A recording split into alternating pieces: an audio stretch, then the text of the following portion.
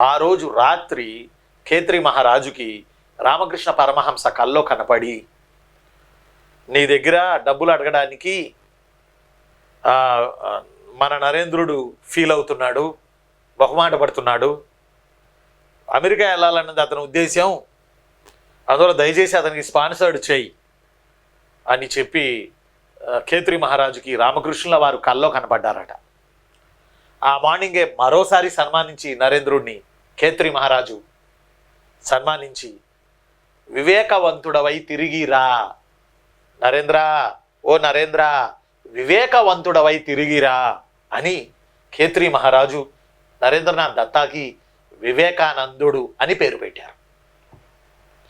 ఎవరు పెట్టారు రా చిన్ను? ఖేత్రి మహారాజు పెట్టాడు. ఎవరు పెట్టారు రా చిన్ను? ఖేత్రి మహారాజు పెట్టాడు. ఎవరికి రా చిన్ను?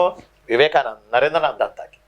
ఆ రోజు నుంచి నా వివేకానంద అయి, ఈ నరేంద్రనాథ్ దత్తా వివేకానందుల వారై పెనుసులార్ అనే నౌకలో వీరు చికాగో వెళ్ళి, ఇతను స్పాన్సర్డ్ చేయడం వల్ల ఖేత్రి మహారాజు పేరు పెట్టడం వల్ల చికాగో వెళ్ళి నౌక మీద అమెరికా వెళ్ళి చికాగో వెళ్ళి 1893 సెప్టెంబర్ 11 1893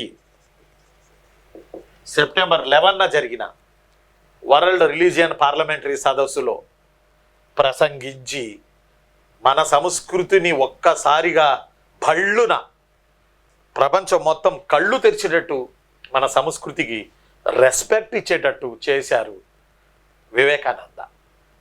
వరల్డ్ రిలీజియన్ పార్లమెంటరీ సదస్సు జరుగుతుంది. వివేకానందుల వారు చేరుకున్నారు. ఆ రోజు 1893 సెప్టెంబర్ 11.